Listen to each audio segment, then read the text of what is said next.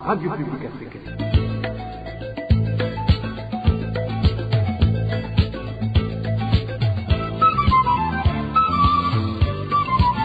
Radio Publique Africaine.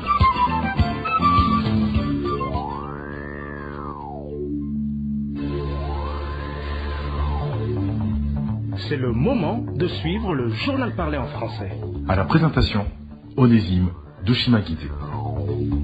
Ravi de vous retrouver, auditeurs de la RPA, ce rendez-vous d'information de ce lundi 30 octobre 2023, dont voici les grands titres. La journaliste Floriane Ilangabié a été transférée dans la prison centrale de Bubanza dans l'après-midi de ce lundi. Paralysée de toutes les activités champêtres en zone Buringa de la commune Gihanga en province de Bubanza, suite aux cérémonies d'investiture des nouveaux représentants du parti CNDD-FDD en commune Manda. Même situation au chef-lieu de la province de Chibitoke, où il était question d'accueillir le secrétaire général du parti CNDD-FDD, Révérien Ndikuri. Dans cette édition, nous parlons également d'une nouvelle crise du carburant en cours en mairie de Bujumbura. Voilà pour le sommaire.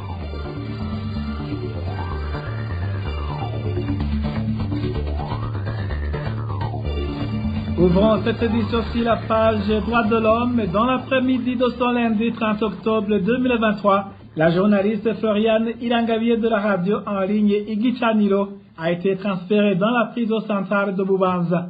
C'est au moment où, dans la soirée de ce dimanche, elle avait d'abord été emmenée de la prison de Muyinga vers la prison centrale de Mimba, se trouvant à mairie de Bujumbura, pour en fait être acheminée vers la prison centrale de la province de Bubanza.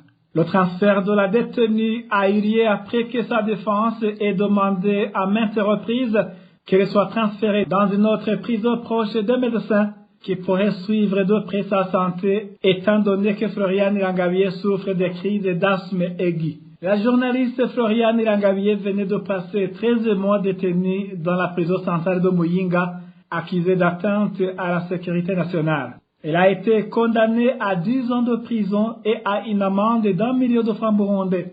Plusieurs organisations de défenseurs des droits humains burundaises et internationales ne cessent de demander que Floriane Ilangabié soit libérée vu qu'elle est victime de son métier de journalisme. En page gouvernance, je vous le disais en titre, paralysée de toutes les activités champêtres en zone de Buringa de la commune Gihanga en province de Bubanza. Et pour cause, les cultivateurs de la place ont été sommés de répondre présents aux cérémonies d'investiture des nouveaux représentants du parti CNDD-FDD en commune Manda. La population se dit révoltée par cette attitude, car non seulement les Imbonerakure ont fait recours à l'usage de la force, mais aussi les habitants ont été contraints de délaisser leur seul gagne-pain. Prise de détail avec Emmanuel Nyungeko. Ce lundi 30 octobre, les habitants de la zone Buringa, en commune Gihanga de la province de Bubanza, se sont réveillés encerclés par des miliciens Imbonerakure du parti CNDD-FDD. Ces derniers leur ont fait savoir qu'aucune activité champêtre n'était autorisée avant la fin de la visite du nouveau responsable du parti présidentiel en commune de Manda, une commune qui a été fusionnée avec celle de Buringa dans la nouvelle restructuration. Selon notre source, les végétaux en ont payé le prix cher. Tous ceux qui étaient déjà dans leur champ ont été passés à tabac et ont été sommés de rejoindre les autres dans un lieu prévu pour les festivités de présentation du nouveau représentant du parti CNDD-FDD en commune Manda, nouvellement constitué. Ce dernier était auparavant responsable des jeunes Imbonerakure du parti CNDD-FDD en commune Lugad.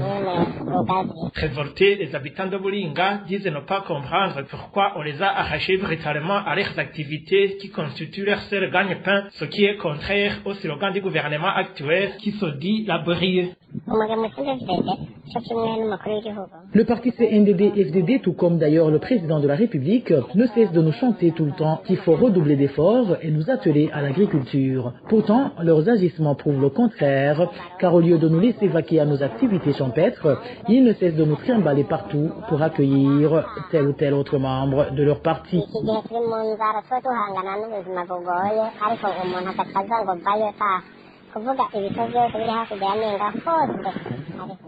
Ça nous fait beaucoup de peine, surtout maintenant où on fait face à une précarité sans nom. Moi-même, j'ai dû obtempérer pour sauver ma peau. C'est vraiment insensé.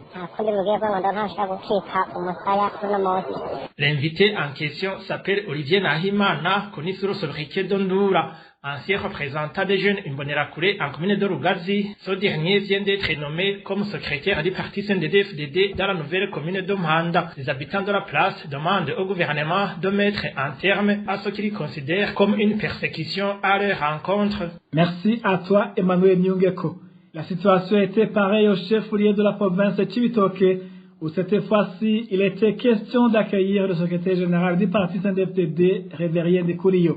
Dans cette province, à part les activités champêtres qui ont été suspendues, même les élèves et écoliers ont manqué les cours car enrôlés de force dans ces activités. Le point avec Josiane Mbozaneza. C'est la paroisse catholique de Cibitoke qui a abrité les festivités d'accueil du secrétaire général du parti CNDD-FDD, Révérien Ndikurio. Selon notre source à Cibitoke, certaines localités environnantes ont été très touchées car les activités de plusieurs secteurs de la vie du pays, dont l'agriculture, ont été paralysées.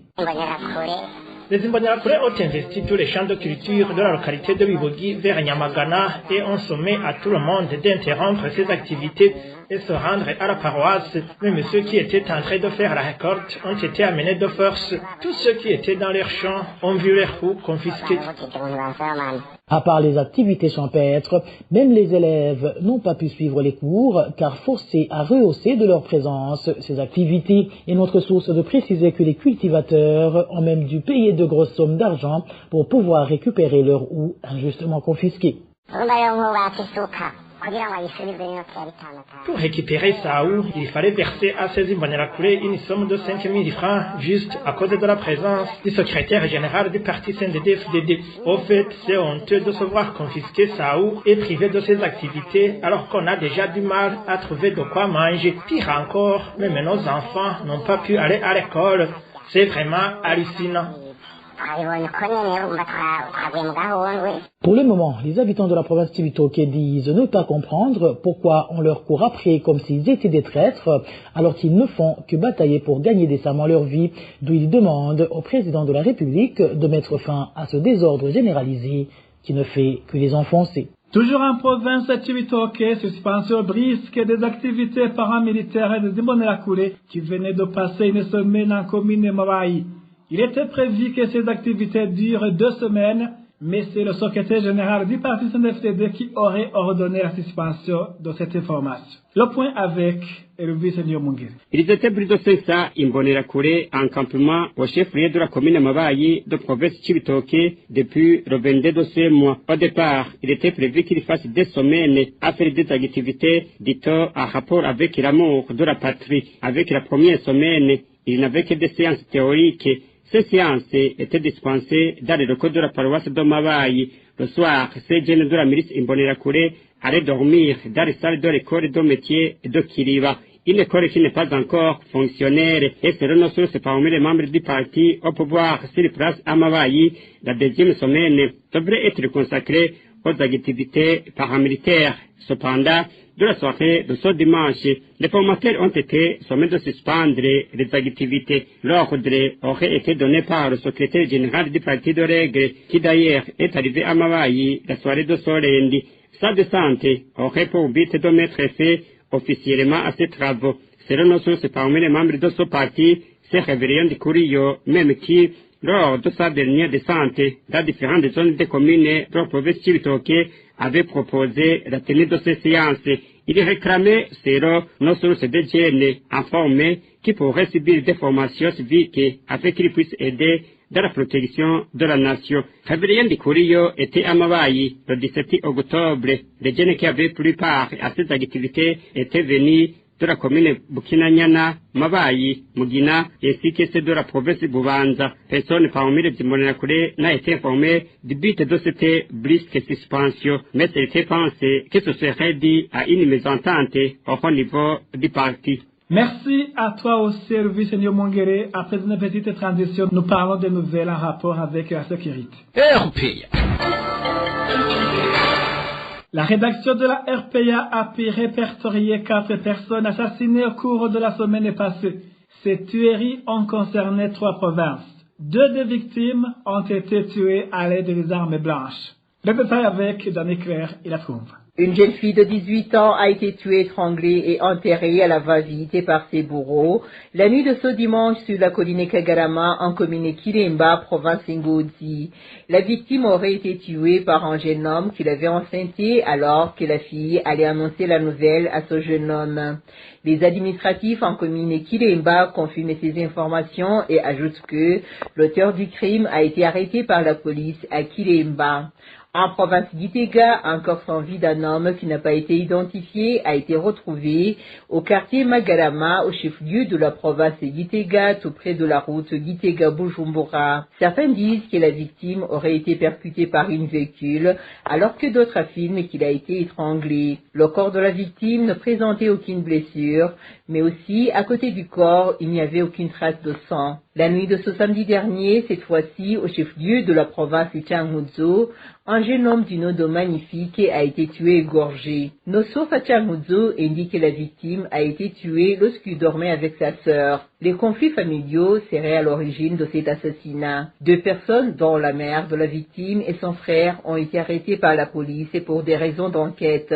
La dernière personne assassinée répertoriée par la RPA est de la province de Ngaro. C'est un certain Alexis Nimubona, âgé de 32 ans. Il a été tué par machette sur la colline Ebugera en commune Ndava vendredi dernier. La victime était en train de partager de la bière avec d'autres dans une buvette située sur la même colline. Ces informations sont confirmées par des administratifs en commune Kiremba. 5 personnes ont été arrêtées pour des raisons d'enquête. Merci à toi aussi, Danny Claire et la trouve. Une nouvelle crise du carburant en cours à mairie de Bujumbura. Ce lundi, plusieurs stations-service en mairie de Bujumbura n'avaient pas ce produit. Pour nombreuses stations-service, la dernière fois à avoir servi du carburant, c'est un lundi de la semaine passée. Le point avec Inès Gakiza. Les partenaires au développement du Burundi n'inspirent pas confiance au gouvernement en place. La position du gouvernement quant à ses partenaires a été soulevée par le premier ministre du gouvernement burundais lors de la présentation de ses réalisations ce lundi devant les 2 chambres du Parlement réunies en congrès. Pour Gervais de Yakobucha, les partenaires au développement du Burundi sont là depuis de très longues dates, mais leur présence ne présente pas de résultats palpables. Écoutez plutôt Gervais de Yakobucha, premier ministre du gouvernement burundais. C'est vrai qu'on ne peut pas toujours compter sur autrui, bien que nous disons que nous sommes en symbiose avec tous les partenaires au développement. Je suis convaincu qu'il n'y a que les Burundais et même qui pourraient relever ce pays. Les partenaires au développement existent, je crois, avant même nos naissances. Ils chantent toujours le développement à du Burundi, mais rien de palpable jusqu'ici. Je crois qu'il est grand temps que nous oublions les yeux et se demander où vont les aides qu'ils n'arrêtent de chanter. Si elles ne nous avantagent en rien, on ne pourrait pas continuer à compter sur elles. C'est nous-mêmes qui développerons notre pays, personne d'autre. Et quand ils remarqueront que nous sommes sur la bonne voie, ils se précipiteront pour dire qu'ils y sont pour quelque chose, ou alors viendront dire qu'ils veulent nous aider. Même son de cloche pour Emmanuel Sinzohagera, président de la Chambre haute du Parlement. Cependant, pour lui, des projets de développement peuvent être dirigés par des nationaux, mais il est toujours vrai qu'ils travaillent pour des intérêts égoïstes au détriment des intérêts de la nation. Écoutez aussi Emmanuel Sinzohagera, président du Sénat burundais. hariho abakora abaje mu mamontage y'amaproje bayirabishako bakurabisha ku nyungu z'igihugu iyo rero Il y en a ceux qui font des magouilles dans ces projets. Ils ne visent qu'à leurs intérêts au lieu de songer aux intérêts du pays. Si l'on se trompe et qu'on le place dans une structure ou une cellule, il freine tout parce que la gestion ne lui revient pas. Il y a plusieurs facteurs en jeu, cher honorable. Si tu veux, il n'y a pas d'étrangers dans ces projets. Seul le Burundais y travaille et ces projets sont là pour l'intérêt du pays. Je ne comprends pas comment tu ne peux pas travailler convenablement du fait qu'on t'a donné un maigre salaire par rapport à celui mentionné dans le document du projet. Je ne peux pas répondre à sa place, mais j'essaie seulement de raisonner à haute voix en tant que Burundais. Nous devons être des patriotes et aimer d'abord notre pays. Il y a d'autres pays où l'on travaille et on gagne la moitié du salaire. On leur demande de travailler et ils le font et leur pays se développe. Mais chez nous actuellement, ceux qui sont dans des projets, si tu veux, ils ne sont pas mal payés. Ils sont mieux traités plus que plusieurs Burundais. Mais comme il a vu que c'est mentionné dans le projet ou le document du projet qu'il a lui-même rédigé, il se donne des sommes très colossales et s'il n'en bénéficie pas comme il l'a prévu, il ne travaille pas convenablement. Cela montre le manque de patriotisme. bakiha amafaranga y'umurengera akumva umenga atayaronse uko yayanditse ntihakwiye gukora. Iyo ni manque ya patriotisme. C'est sur cet élément que nous mettons un point final à cette édition. Merci de l'avoir suivi. Merci aussi à l'équipe de la rédaction et à l'équipe technique pour leur bonne collaboration. À la présentation, vous étiez avec Onésime Doshimagize. Passez de bons moments chez vous. Au revoir.